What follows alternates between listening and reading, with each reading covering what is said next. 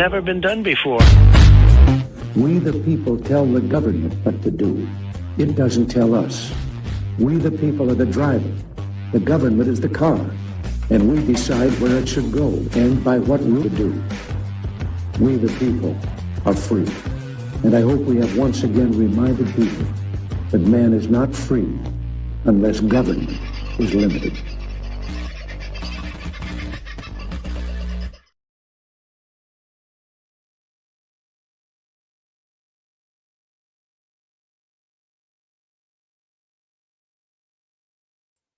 No sound, my boy, no sound.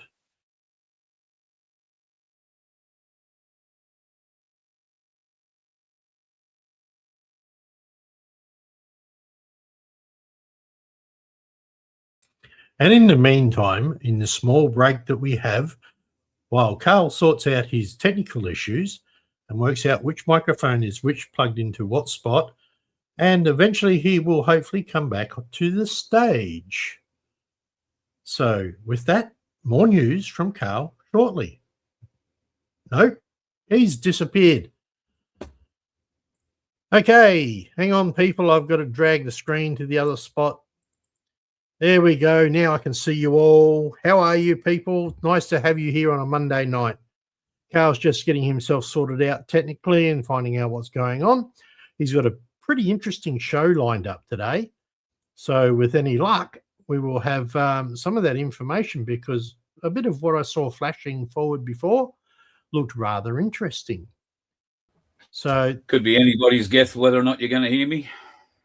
It is a good guess, and we can. Oh, it is. So I shall now depart the show and hand it over to the wonderful Carl Liebold. Thank you, brother. Sorry about that, folks. Don't know what the bloody hell's going on. I must have pulled something when I didn't, and should have when I could have. But anyway, a whole heap of weird things going on in the world. Hope you've had a good weekend. If it's been a long weekend in your part of the world, then I hope that has been exciting for you. And if you are struggling with the long weekend traffic on the way home and you're listening to us, then my thoughts are with you. My thoughts are seriously with you. I know how much fun that can be. Of course, it wasn't a public holiday in Queensland today. However, just about most other places, I think it was, certainly New South Wales, possibly Victoria. Vince, was it in South Australia as well? Public holiday today? Yep, it was. And it sounds like you're running off the microphone from the laptop, not your main mic. I am indeed. Because for some reason or other, the laptop, which will require a reboot to see the thing I'm plugged into to get the microphone working. So rather than doing all that, I haven't bothered. So it'll just be this mic tonight. Sorry about how weird and funny that might sound. People might be a bit concerned about their gold and silver stash at the moment. And hello to everybody in the chat. I suppose I should say hello to who was first in tonight. I didn't get a look when I came in earlier. So before we get into all of that, what the first in the house tonight? He's doing all right. And I hope the foot's going well, brother.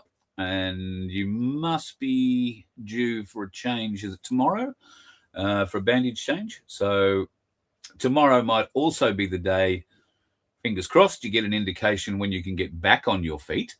I think that was the go. He had to be on his back, basically in the bed from the surgery until, I'm pretty sure it's tomorrow. And then after that, he will be able to get out of bed and do a little bit of wandering around the hospital for a few days. And hopefully that will prove to be very good, very beneficial, and he'll be home in the not too distant future. But good luck to you, Greg. Hope things are going well, brother. And I know there's a lot of people sending love and prayers your way. I saw a chat in there before. Robert's talking about coming to see you, or you're talking to catch up with Robert. That'd be great, Robert. I hope you're getting better as well. You've only just got out of hospital with some issues for yourself, so I hope you're doing okay. Also, good on me. Wrong one. Also, hello to Sandy and Baz. Happy wedding anniversary. 13th wedding anniversary today. How absolutely wonderful that is. Very sad to learn that you're off to Taree to pick up an emaciated, terribly old, and owned by a breeder who just doesn't want the donkey anymore. It is very sad. But thank God there are people like you and Barry around with somewhere where these beautiful animals can be taken when they've outlived their usefulness of their current owner. I find that quite disgusting, but I guess you can't know everybody's circumstance, but still very, very painful. And I know you guys do it a lot. So God love you. Thank you very much. At least you don't have to travel too far for this one. So God love you. Be able to put that new horse float, donkey float into very good use. I'm sure you've already used it. G'day, Gail. Hope you are doing okay. And the lovely Margie is in the house as well tonight. Hope you're doing okay. Robert, I hope your foot's getting better. Daniel, I trust you're doing okay. You're out camping somewhere. Got the Jenny going. Oh, well, that's bound to upset the neighbours if you've got them too close. But anyway, 'tis what it is. Tony, who's about to hit the road again and head up to the farm. I hope you're going all right. And yes, Greg, interesting interview with Donald Trump, wasn't it? He chewed the backside out of the woman.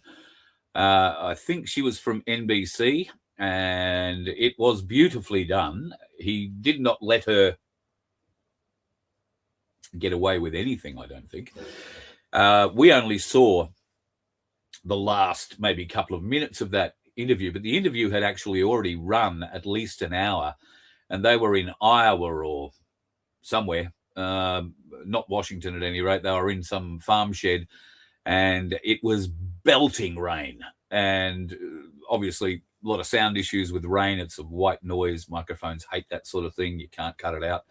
So Trump said, yeah, I've spent a lot of time with you. I've spent an hour talking to you, and all you want to do is be, stupid and ridiculous and fake media. So he called her out to her face, and I haven't heard anybody in America, well, other than the usual suspects, pushing back. So, yeah, very, very decent indeed. So good to see that he's pushing back on the fake media. There's a few other things we'd like to see him do too, but I think we should probably be more mindful of being at home here in Australia and what's going on here, even though what goes on in America will have some effect with us. Speaking of effects with us, now, Friday night, I think I opened my mouth rather widely and said, go and buy silver and gold. This is the dip. You've heard the term buy the dip. Now, I was expecting a bit of a kick in the precious metals market today because the price of silver had dropped down to $94. Gold is still sitting over $6,000 an ounce, but silver had got a big kick, a big suppression on Friday, Thursday and Friday of last week, in fact. And that, I thought, was going to come back, maybe bounce back pretty hard today. But I believe the public holiday has probably affected that. So I was trying to figure out why we wouldn't see the bounces we would ordinarily expect to see when people rush out of a collapsing stock market and throw their money into something that is actually real rather than pretend. And that would be gold and silver. So there has been some news around the world. So Friday, $2 trillion was washed out of the New York Stock Exchange. They were in a panic. The Australian Stock Exchange didn't open today, but the South Korean market did, and they shut it down because they lost 8% off their main market indicator in a very, very short period of time. Now, they shut it down for 20 minutes. That allowed some of the volatility to go out of the Korean market, but it's still pretty bad. Tomorrow, I would expect if you have, if you're still silly enough to have your money in Big Super, you're going to see that hit pretty hard. You're going to see stocks and bonds hit very, very hard. And it's not likely to recover anytime soon. In fact, there has been some very encouraging news about Big Super, and that is that a very, very significant amount of you have pulled your money out of Big Super and put it into a self-managed super fund. Bloody well done. Bloody well done. Now, the big super companies are screaming because they've actually been offered, well, not so much offered, they're being used to help Australia bribe America. That's because our big super companies are now going to be investing in America in a very, very large way. And this was all done as part of the AUKUS deal, amongst other things. But when the Australian supermarket was in a much more Sorry, I got something on my tongue. In a much more stable position, and probably a stronger position. All that has changed. So this is the dip, folks, at $95, the spot price for silver at the moment. I'd be going for the dip. Now, you can tell that the people who sell gold and silver, it doesn't matter which one you go to, don't believe that this dip is going too far, because you won't be able to buy a 1 ounce coin for $96 or $97 or under $100 even. You will pay, well, at Ainsley, probably anywhere between 110, depending on what you want for the basic thing, up to a little more for something that's a little more special. However, if you go to other bullion dealers, you'll find it significantly higher. Now, I'm not going to talk about other bullion dealers, but I would say give yourself the best bang for buck. And I'd go to ainsleyBullion.com.au to do that. They have looked after so many of you for so long. And look, even if you don't have that sort of money at the moment to throw into an ounce of silver, which I expect will go up significantly over the course of the next week or three, then you can also use the Ainsley Saver account, which means that you can fractionally buy gold and silver. And you make a little deposit, tell them what you want to buy, silver or gold. And if it's $50 worth, you get $50 worth of silver, or $50 worth of gold. And that goes down as a note for you, if you like, with Ainsley, and they hang on to it all. At some point in the future, if you've contributed, a bit more to it, and the market goes through the roof as we expect, you might want some of that money out. It's easily transferred out of your bank account, out of that account into your bank account, and you can have it in your hot little hand very, very rapidly. That is presupposing, of course, that banks are still working the way that they used to work.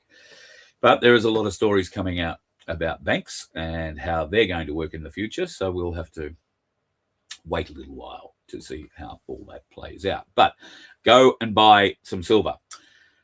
I love this today. The Ditch the Witch campaign has started in Victoria. There is now a new one running around, although I think it's an AI-generated version, which doesn't call her a witch anymore. I've got to say that. I won't say what it does. It starts with C. Yes. Naming her for what she is. And Pauline Hanson has quite rightly said, suck it up, princess, because Pauline has suffered the slings and arrows for 20 plus years in Australian Parliament. She's been called everything from a bitch to a witch to insane. I want to say Tim Fisher at some stage many years ago, the leader of the National Party, said something absolutely horrific about Pauline Hanson. It's just so wrong. Nobody pulled him up. But then, of course, those in government don't usually pull themselves up. The uni parties don't do that at all. And we're seeing plenty of evidence of that out of Anthony Albanese and his comments on just this Ditch the Witch campaign. I think it's awful. I think, that this sort of attack on women shouldn't happen.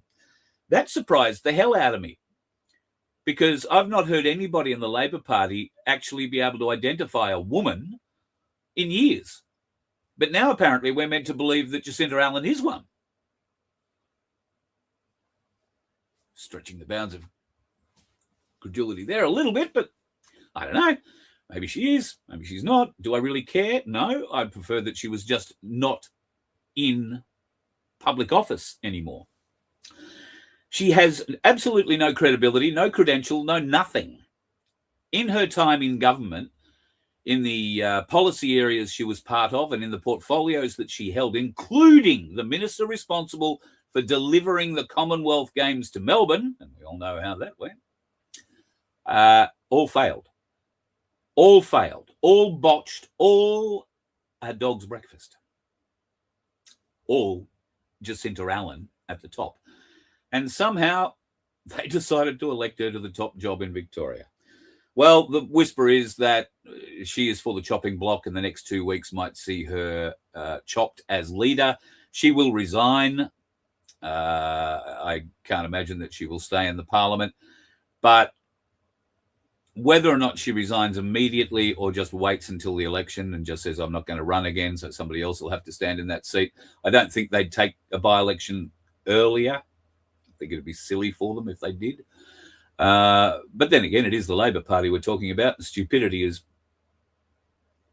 par for the course with those idiots. So anything is possible.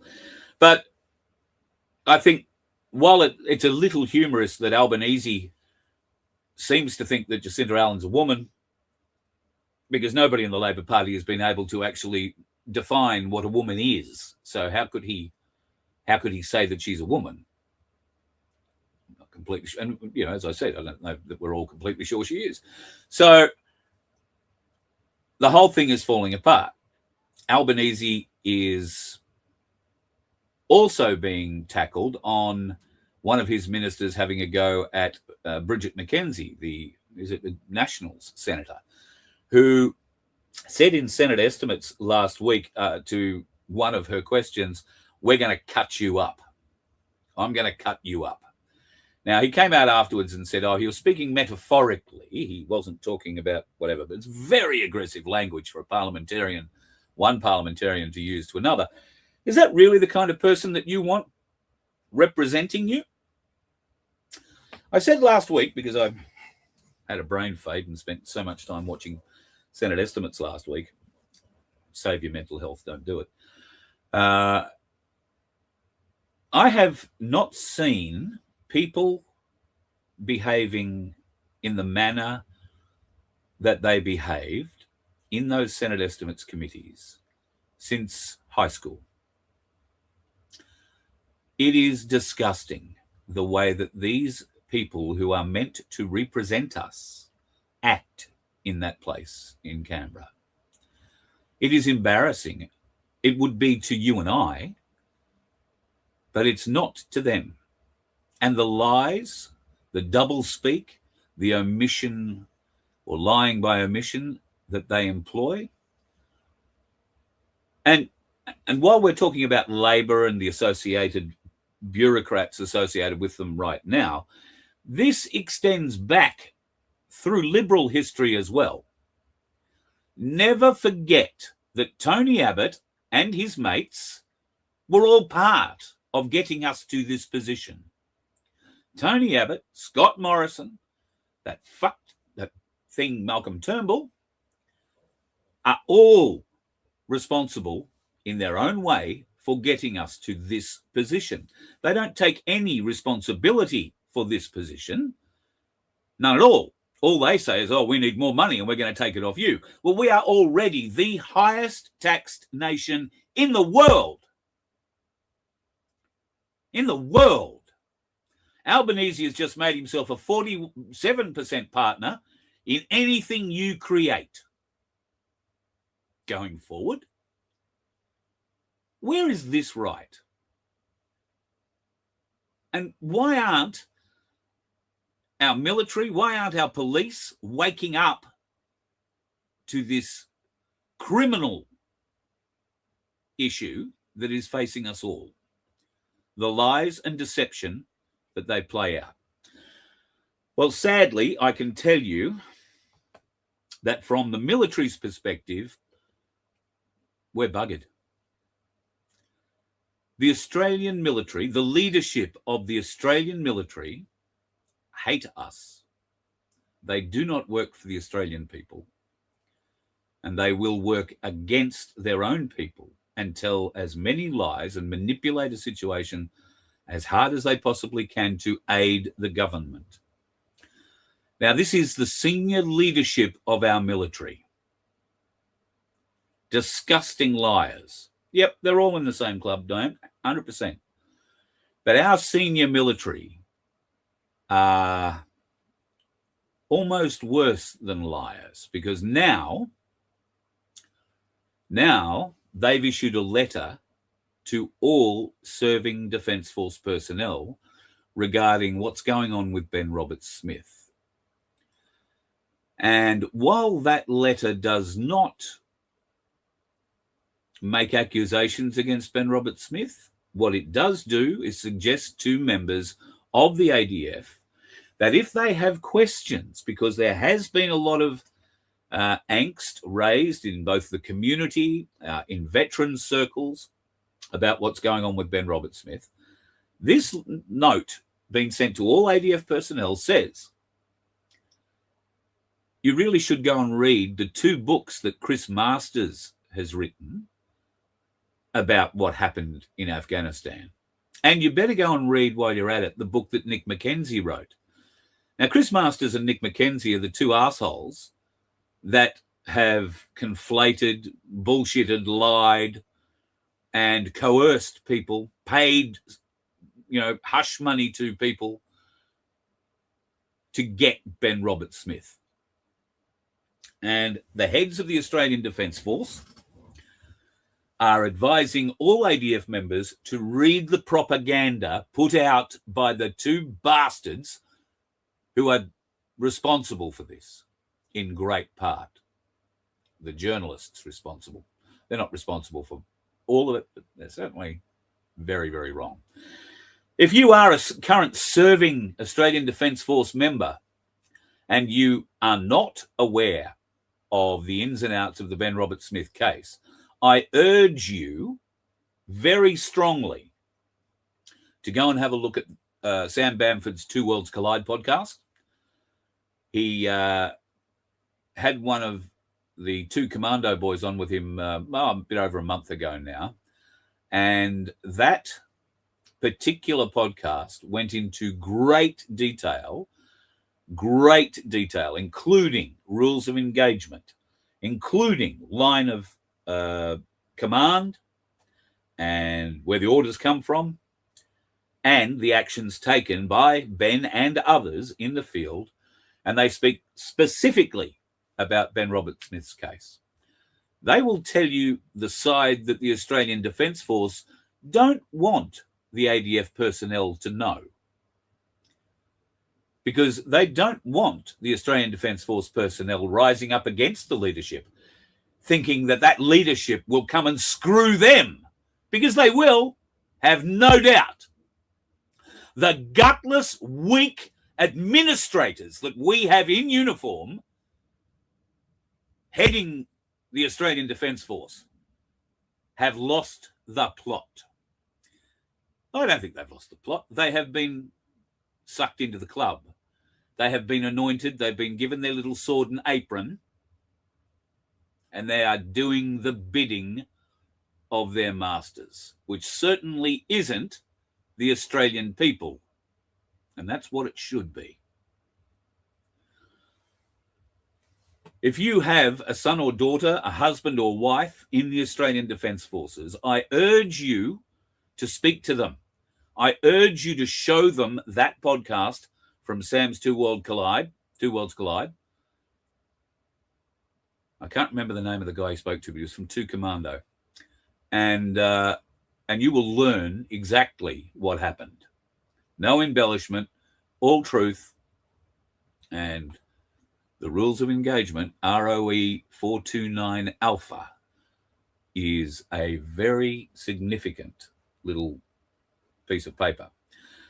It might also surprise many of you to learn that, from my understanding, the Australian SAS was not operating under Australian rules. The Australian SAS, while in Afghanistan, was tasked to perform with the American Special Forces groups, and they were in charge of a great deal of what went on. The Australians were just part of the Special Forces Task Force.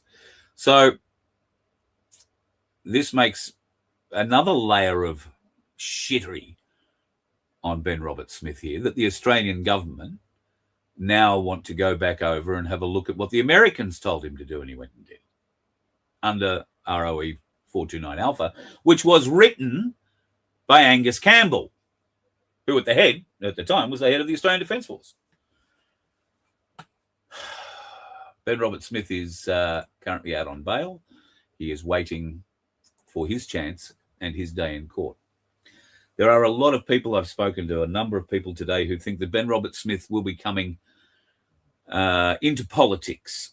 Well, that may well be the case. He might come into politics down the track, but he will not put himself up to run in any seat for the coming election because he can't. He's got a case over his head that could see him go to jail for 25 years. So he is unable to run at this time. And should he be convicted, he'll never be able to run. So not because they'll lock him up for the rest of his life, but because you can't run after you've had a conviction. So Ben's future life really does depend on the strength of his defense, the fact that he can prove, well, you see, he doesn't have to prove anything. That's the beautiful thing about being the defendant in a case. You don't have to prove anything. It is the prosecution's job to prove you did these things, and you get to rebut all that. So Ben really doesn't have to prove anything. But we also know that these assholes own the courts. Is Ben likely to get a jury trial? Probably not. Because of the national security implications, the things that the jury would learn that the government don't want civilians to know about, and there might be some supposedly secret shit from, 10, 12 years ago, 15 years ago, probably closer to 20 years ago by the time this gets to court. They don't want you to know what they said and did. Ben would be quite happy to tell you the truth, but the government won't. So keep your thoughts with Ben Roberts-Smith and his team. A great day held in Brisbane yesterday in support of Ben Roberts-Smith. A local group gets together, raises money, and they want to see Ben do very well. Pauline Hanson turned up to that event yesterday in South Brisbane. And then so did the police. So did investigators, wanting to know where the money was going. Well, it turns out, because they're going to try and hunt the money that's going to help feed Ben Roberts-Smith, whether it's his legal bills or anything else he needs, they're going to try and hunt that and stop it. They're going to try and stop him getting access to a top-line legal defense. It won't matter. Ben could be broke, and he will still get the best defense Australia can put together. That's been guaranteed by the likes of Gina Reinhardt. But there is a lot more coming down the pipe for that one. A lot more coming down the pipe. All right, some weird things coming up. How about this one? This is Hilary Clintons' medical report. Now, I know a lot of people will be sort of saying, how did you get Hilary Clinton's medical report, Carl? Isn't that a little bit strange? Well, it is a little bit strange, but it was sent to me, and take it or leave it for what it is. I'm going to read it from the top down. This report comes from the 5th of February, 2024, and it is written by a doctor about an office visit that Hilary paid to him.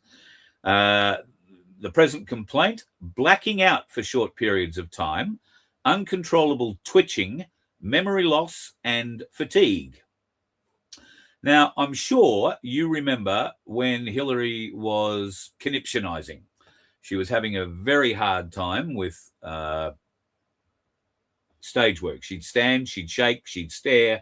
At one point, some bloke walked onto stage, stood beside her, and gave her an injection into a bum or into a thigh or whatever, and she started up again, like the power had been turned back on. It was amazing. So she turned up again for another look at what's going on. And the medical examination says patient shows signs of advanced subcortical vascular dementia after an MMSE was performed. The patient scored significantly lower on today's test than when tested in 2013. The patient is also showing signs of having more frequent complex partial seizures. Diagnosis: complex partial seizures, subcortical vascular dementia. Impression or plan: I discussed with the patient at length about the alternatives, and we elect to maintain her on the present medications with only increasing her medication for the seizures. I've ordered another MRI be performed, and that will be down the track. Well, I don't know if she ever got the MRI, just between you, me, and the gatepost. I suspect that she was in Gitmo before that happened, and maybe she forgot there was a rope waiting for her there. Probably made for a fairly happy ending when it happened. But that medical report would fall into line with everything we saw about Hilary and the massive variety of weird shit that went on when she was running in 2016 for president. So she knew back in 2014 that this dementia issue was coming on, but that didn't stop her. How's that for ego, folks? My God, how is that? At any rate, disclosure soon, we hope. And God knows there should be a bit more of it. There does appear to be extra effort being put in the Australian Parliament at the moment by the Greens and the Nationals. And when I say the Greens and the Nationals, I would probably single that out a little bit in the Greens to Senator Shoebridge. And in the Nationals, I'd say Matt Canavan and Bridget McKenzie are probably the two most vocal there. But, boy, did Matt Canavan come across something very interesting the other day in Senate estimates. Do you know that the Australian Export Finance Commission, or Export Finance Australia, is providing a guarantee of $171 million to Power Finance Corporation in India? That means we're guaranteeing $171 million to an Indian power company. Now, why are we doing that? Well, we're going to give $171 million of guarantee because this is supposedly going to open up opportunities for Australian businesses in India. However, the power company that they're giving this $171 million to is all about renewables. So the $171 million guarantee, the funds that India won't be able to come up with and we've guaranteed will get paid to China. Because we don't manufacture anything to do with renewables. We don't manufacture solar panels. We don't manufacture the windmills. We don't manufacture anything to do with it. So how is Australian business going to benefit from this deal of $171 million guarantee? And we know we're going to wind up paying it because we know that the Indian government won't. And they won't do it because the Labor government of Australia has made a deal with Modi and his mates to open our gates here for as many of their disadvantaged, underskilled, unemployed people to come to this country as they like. And we are getting the bottom of the barrel. The best people from India are already here. Lovely, wonderful, wonderful folks. What we are getting now are unskilled grunts who are destroying this country, who are cheapening it. These are the people you find shitting in your street. And the Labor government are very happy to keep the doors open for the next 2 years so that we can get 500,000 or more of them in per year. Do you know the Australian population has just passed 28 million? What was the last population you remember having? Mine was 26.5. And that was only not even a couple of years ago. We are now at 28 million people. And we can't house them. We don't have the infrastructure, the roads to make transportation easy, fast, and reliable. We have new trucking companies opening up that are employing underskilled, if not completely unskilled drivers to tow 60, 80, 100 ton along our highways with very little understanding of our road rules and very little care. Is that because there aren't not enough Australian truckies? I don't think so. Although it could well be the case by now because the Australian trucking industry has been kicked in the nuts so many times that the owner-operators have had to get out of the business one way or the other, sell their truck and go and drive for a bigger company. We don't have that many owner-drivers on the road anymore. Maybe we should go back to that. Certainly we should have much stronger rules regarding who can drive our heavy vehicles on these roads, what level of training they have. I ask you folks, if you've got a kid who's getting a driver's license, how many hours do they have to do as a learner before they get their P plates? I think now it's 120 hours. A certain amount of that has to be done in the dark and a certain amount has to be done in the wet. If you come from overseas and you want to drive a B double pulling 62 or 65 or 68 ton around our highways, you just have to pay $2,700 and whatever it is dollars for the course. You'll get a 3-day driver's course, and then you'll get your piece of paper that says you are a qualified B double driver. Although you'll have to step through the 18-wheeler first. But once you've stepped through the 18-wheeler course, you can go and do the B double course. So if you've got $5,000, you can do them both over the course of a week. It doesn't give you experience driving them. And from what I've seen, those courses don't give you too much experience backing them. But I can't speak to how easy it would be to back a B double. I've never had to do it. It doesn't look like the easiest thing in the world, but these guys don't even care. They're also the worst communicators on our roads. Every truck has a CB in it, a UHF radio, so that communication between truckies on the road can take place, particularly when it comes to overtaking and obstacles on the road, all that kind of thing. The Indians don't get on the two-way radio, probably because our Australian truckies give them a hard time. Very difficult to understand. And a lot of them like to drive around with their microphone turned on, playing their ringy-dingy music, which does tend to drive most people right up a wall, unless, of course, you're from the subcontinent.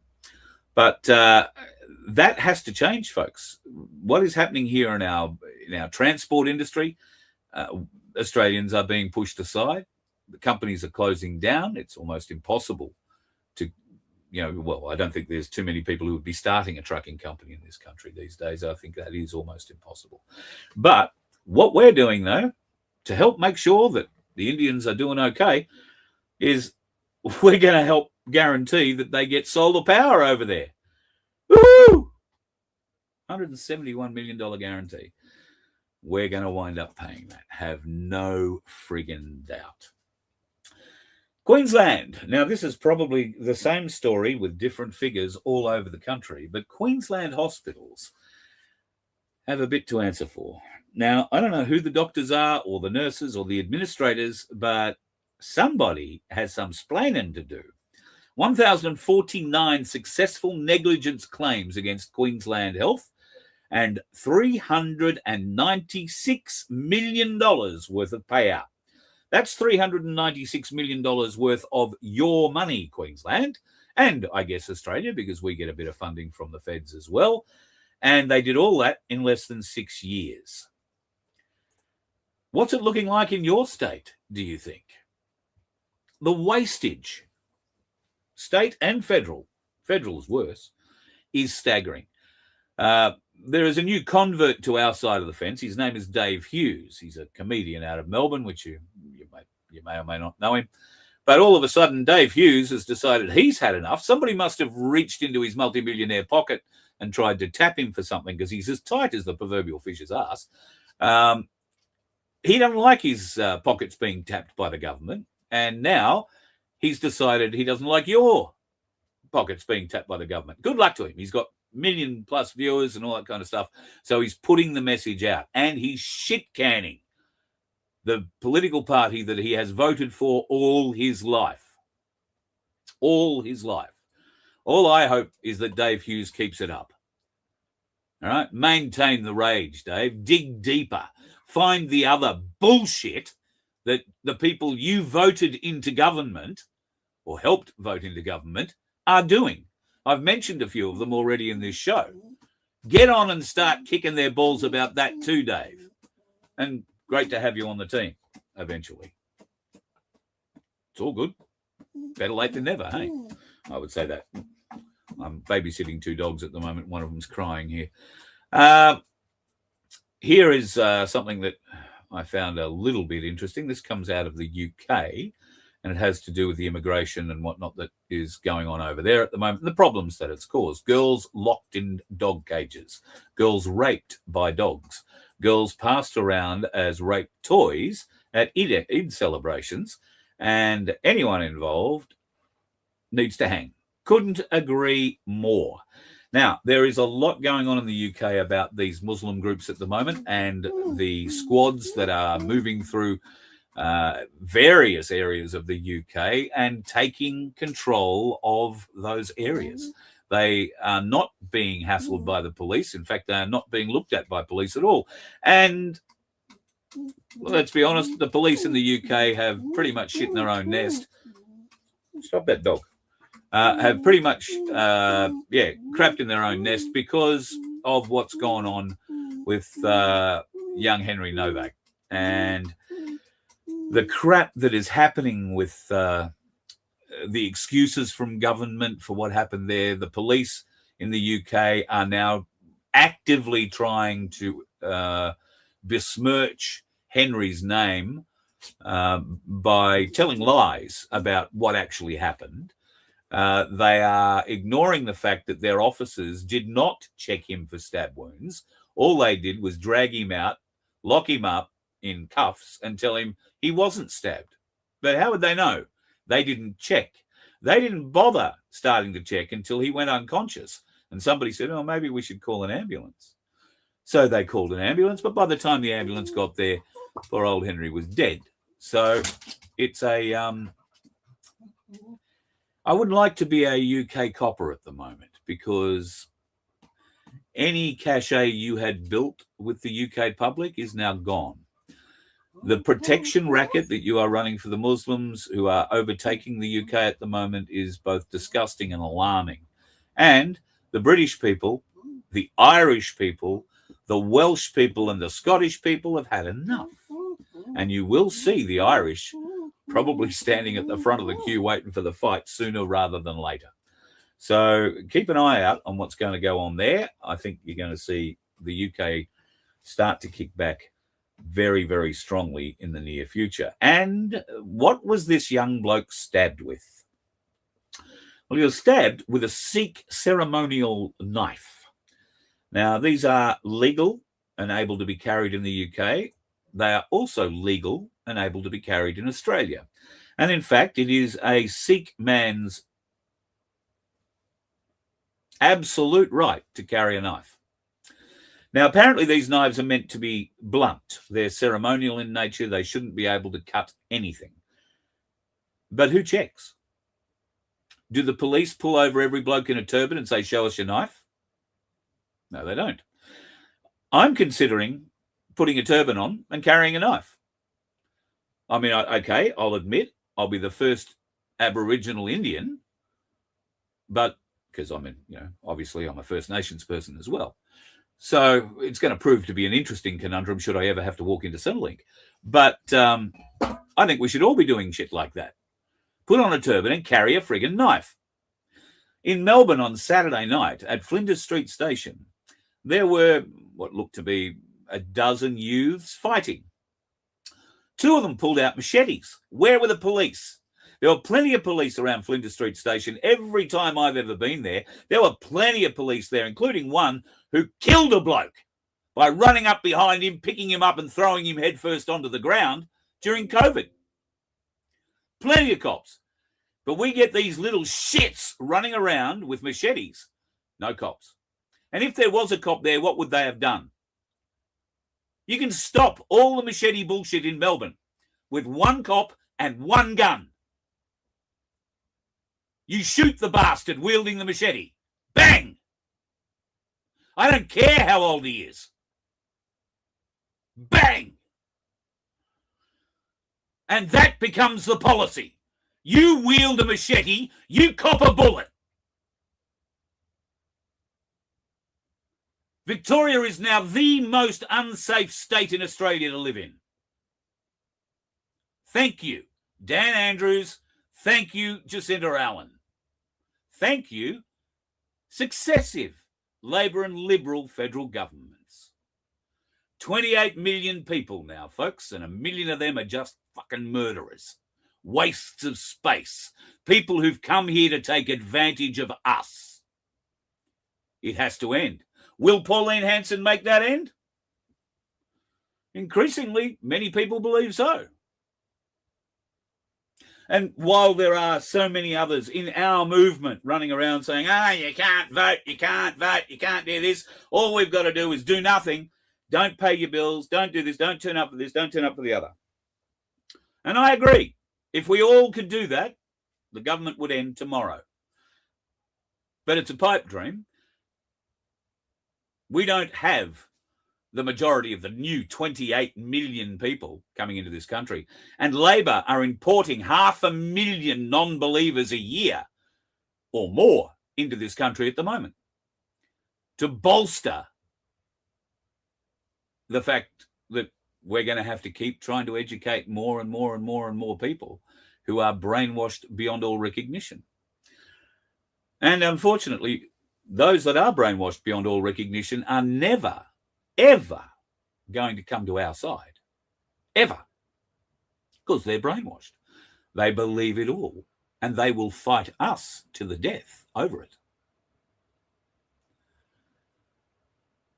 So talk to your friends, folks. Talk to your family and start convincing them to wake up. If they haven't started to wake up about COVID now and the jabs, have that conversation. But that has to be a different kind of conversation. That has to be a conversation where you're saying, look, do you now understand what's happened? Are you seeing everything that's being put out about the COVID jab? Are you looking at the medical data that is being extrapolated now out of those figures? Are you taking any of it in? If you are, there is hope. There is hope. But if you aren't, don't expect to be at the front of the line for a MedBed. Because you won't be. If your belief only comes into play when your next door neighbour goes to a MedBed and regrows their 2 toes, and you all of a sudden think, oh shit, he wasn't crazy after all, you will go to the end of the queue. You may not live to see the top of the queue. And I think that's in part by design. We have had enough stupid people walking this earth for enough years. Humanity has to raise its awareness. Humanity has to raise its willingness to join into something bigger, something much bigger. Humanity has to become accountable. We need to become individually accountable. And we need to hold others to account who are less than honourable. By doing this, we will lift ourselves higher. And hopefully some of those people that we are using to lift ourselves higher will see it and come with us. Not all of them. Not all of them will. Some of them will fight us every step of the way. But there's no point in wasting your time on a fight like that. Just nod your head and move on. Go to the next one.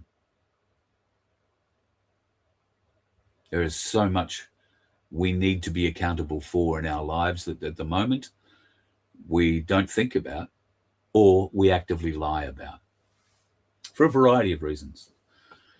And that's got to end. That has got to end. Speaking of endings, if you own one of these jobs, be prepared. AI is likely to take it off you. If it hasn't done so already, then it is likely to do it within the next couple of years. This actual 81 jobs predicts that most of these jobs will be gone by the end of 2026. So if you're in a corporate services management job or human resources, look out. Engineering managers, production managers. In fact, just about any kind of management, any kind of ordering or procurement is going. Betting clerks, all gone, all be done by AI. You'll walk up, tell the AI machine what you want to do, and it'll do it.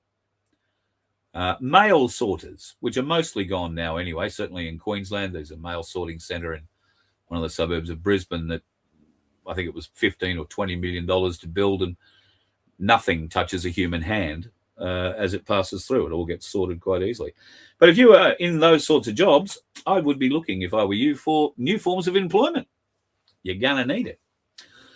Now, we're talking about renewables there earlier, and Australia, well, I guess we have a lot of sun and a bit of wind, but renewables are not a fit for Australia.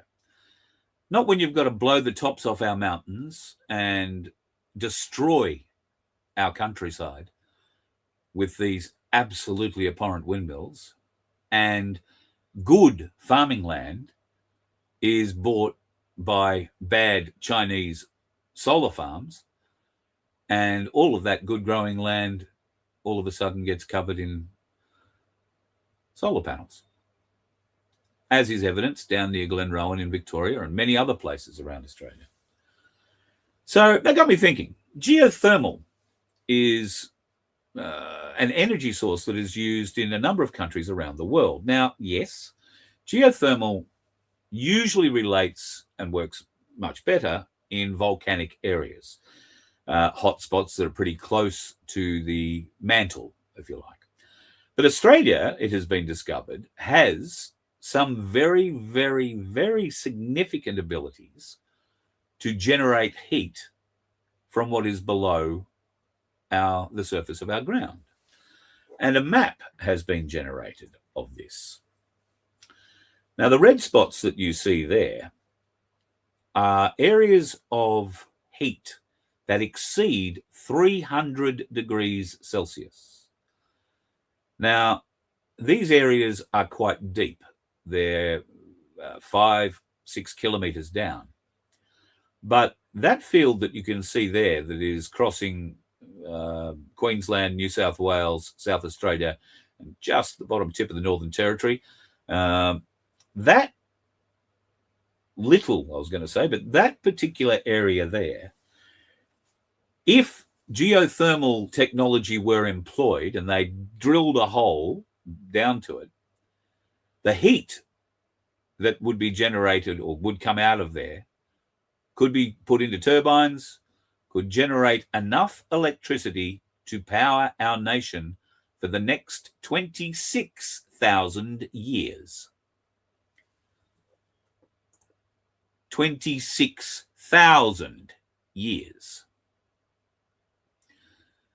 That other big red spot that you see up in the Northern Territory, up the top up there, it's good for another 18 to 20,000 years. Now, okay,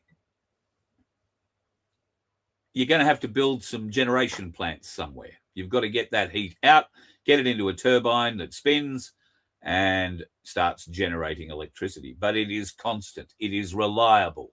It doesn't stop. And now it's possible. When I was driving limos years ago, I used to drive a guy who was very senior in the geothermal business here in Australia. He obviously did a lot of work overseas, including areas like New Zealand, but predominantly a lot of what he was doing was in Greenland, Norway, Sweden, Norway, I think, not so much Sweden, and places where they had volcanic activity and they already had minor or some sort of geothermal heating arrangements in place. I would like to be able to go back to that guy. I know where he lives. I don't think he'd appreciate me if I turned up on his doorstep, but I would love to find out whether or not that is something that is viable now for Australian companies to look into. If we can drill a hole 5 kilometers deep, and apparently we can dig holes 5 kilometers deep, in fact, much deeper, then maybe we should be looking at that as an alternative resource, an alternative reusable, self-generating heat source, self-generating power source. Now, you might wonder where those 300 plus degree temperatures come from. They come not because 300 or 5 kilometers down, it's closer to the center of the earth and it's much hotter, although that will play a part. No, it comes because of the minerals that are that deep. The uranium, the iron ore, and the bauxite and other stuff that is in there gives off heat. A lot of it. A lot of it. All we have to do is trap the heat, get it to the surface, start spinning turbines.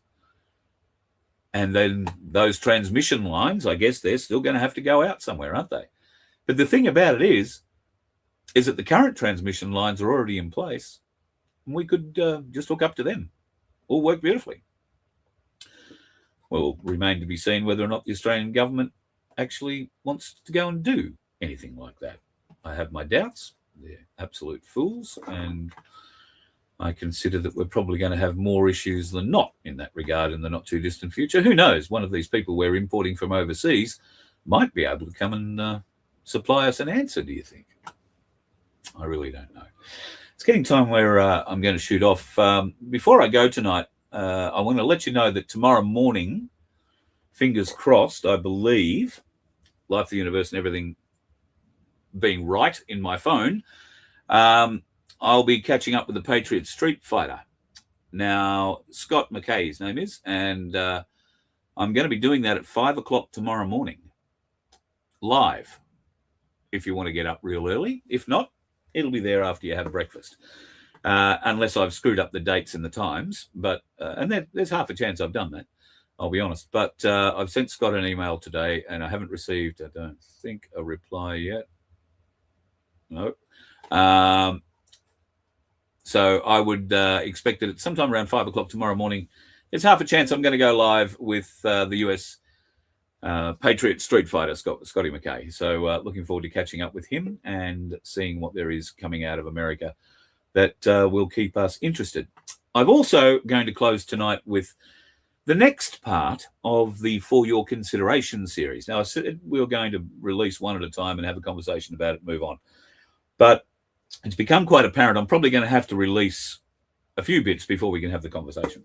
So, and there are some people who I've approached to come and have this conversation, and they have shied away for whatever reason. I found that, well, a couple of those reasons I found rather intriguing. I'm going to play you this next 2-minute piece. I urge you folks, if you haven't already seen the first piece that I put together, you can go to the YouTube channel, VOF, youtube.com/VOF, and have a look there under the videos. You'll find the first For Your Consideration, episode 1, segment 1. It's called Truth. This one is called something a little different. I hope you enjoy it. Please take it in. There are a number of these still to be posted, and I'll probably do one, maybe 2 a week until I get this completed. But this information that this For Your Consideration segment gives you is designed to educate you, to help you educate others if you are already educated yourself. Take it for what it is. Enjoy it. I'll see you at the other side. The mirror that nobody wants to look into. A truth that doesn't discriminate, doesn't negotiate, and doesn't care about your comfort. There is a reason the world looks the way it does right now. Not because of governments alone, not because of corrupt institutions alone, not because of banks, media, or broken systems alone, but because of something far closer to home. Something most people will hear this and immediately apply to someone else. That instinct right there is exactly the problem. Truth first. Before anything else, understand this foundation clearly. Truth is not political. Truth is not selective. Truth does not belong to any movement, religion, culture, or ideology. Truth does not discriminate based on your background, your education, your wealth, or your beliefs. Truth is universal, discoverable by anyone willing to look honestly. The same yesterday, today, and tomorrow. As Albert Einstein said, information is not knowledge. And as Benjamin Franklin demonstrated through his entire life, knowledge held only in your head has no value whatsoever until it's applied. These aren't motivational quotes. They're documented observations from 2 of history's most rigorous minds, And they point directly at the core problem of our time, the 7 locks on your cage. Please, share this if you have the courage to hold the mirror up. Not for likes, not for follows, but because someone in your life needs to hear this. There's going to be more of that coming up, folks. I've got another 6 of those segments just for part 1, which I will be putting up in the not-too-distant future. And on that note, MedBeds, very quickly. I was talking to 107 over the weekend, and I'd seen something that had been attributed to him, dates when MedBeds were going to be released. In fact, those dates started last week. I think on the 4th, we're expecting an announcement for MedBeds on the 6th. That never came. There are a few other big things that were supposedly attributed to 107. So I sent them to one and said, is this right? And will you come on and talk about them? He will come on for a chat, but he's made it very, very clear that any stories like that are not coming from him. In fact, he's very focused on other things at the moment. And it will be, it'll be interesting when we get him on to have a bit of a chat. I did bring this little point up with him. This is the invocation of Article 61. What does that mean? Well, screenshot that, folks, and have a bit of a read of it rather than me taking it through you. I've spoken enough tonight, but this is a significant document that is very real. Why hasn't it been acted upon? Well, some would say in parts it has. But generally, it's because those people charged with acting on issues like this have been corrupted. 100% for years. And so we can't go and get help. We can't look to them for help. Instead, we have to look to each other. We have to look to ourselves. We have to be accountable. God love you, folks. Be safe. Have yourself a lovely, lovely, lovely day, evening, and tomorrow. Join me at 5 o'clock tomorrow morning. It might just be you and I. Scott might not be there, but I'm pretty sure it's going to happen. So 5 o'clock tomorrow morning. Oh, and a little tease for Truth Seekers coming up next week. Beckio and the girls will be catching up with Dr. Brian Ardis. I'm hopefully going to pop in on that one and have a bit of a chat as well. I haven't asked him yet, so we'll see. But that's going to be a very, very interesting conversation with Truth Seeker TV. That's on the 16th, I think it is, 10 a.m. So I'll give you more ideas of what's happening and when it's happening when we get a little closer to it. But going to be a very interesting chat with the man who discovered that nicotine is the best thing for keeping the spike protein away from you and that it doesn't give you cancer, and a few other bits and pieces. He's also the bloke that found out it was the conch shell poison that's in the Convid jabs and a few other bits and pieces, the snake poison. He did all the research on that. Wonderful bloke, and very keen to hear what he's got to say now. And folks, you can help us out if you want to visit our website. You can go to merch.vofhq.com/shop, and we've got some merch there, whether it be a hat, a cap, a wind cheater, one of our interesting series of coffee mugs where we've gone back to old school language and given you some definitions of the arse wipes. Sorry, the people that are currently residing in the Australian Parliament and pretending to represent the Australian people. Be safe, folks. If you're heading out on the roads, watch out for the dickheads, and I'll see you tomorrow night. You let one ant stand up to us, then they all might stand up. Those puny little ants outnumber us 100 to 1. And if they ever figure that out, there goes our way of life. It's not about food. It's about keeping those ants in line. That's why we're going back. Does anybody else want to stay? Let's rock!